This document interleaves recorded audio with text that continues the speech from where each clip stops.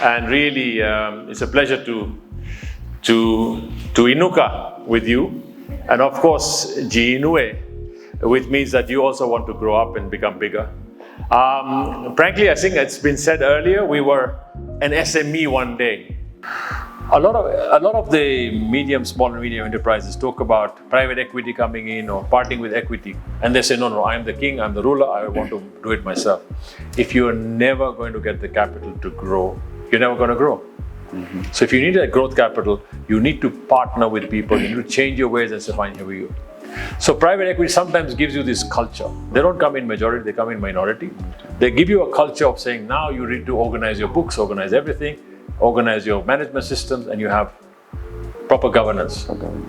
And they can then scale up. So they give you some scaling levers and some scaling, money to be able to scale up. Or partner.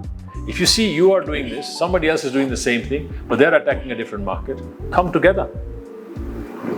Come together and say, fine, let's work together. And both of us are doing the same thing. You'll have more collaboration. So there are many ways of doing that. Same thing you can do in different countries. If you're doing that in Kenya, someone's doing it in Uganda, you can come together and say, fine, let's synergize on this strength. So in synergy, it should not be 1 + 1 is equal to 2. 1 and 1 should be 11. Put 1 and 1 put together, it should be 11. That's the synergy you're looking for. And therefore, you all become better. You'll have two people who will be able to blow their minds. But at the same time, it's not going to be that it's my way or the highway. So a lot of founders and startups I've seen, hey, I run it my way, it's my way only. You've got to be able to listen to other people, collaborate, be in a partnership position. And therefore, people may have differing views. One thing with smart partnerships, I would always advise to every SME is, or even any business, I would say, never partner with somebody you don't trust. If they say they're coming with the money, but I don't trust them, don't ever take that money, even in equity, because that is not going to be long term. Try and align yourself at vision level, at goal level to say, fine, we have the same vision, we have the same goal, and we're running it together. You may have difference of opinions. A lot of people in running businesses, even in a family, come on, let's face it, even a husband and wife have difference of opinions. One says this, one says that, but they don't disagree all the time. And they come together and one compromises. It's the same thing you have to do in partnerships.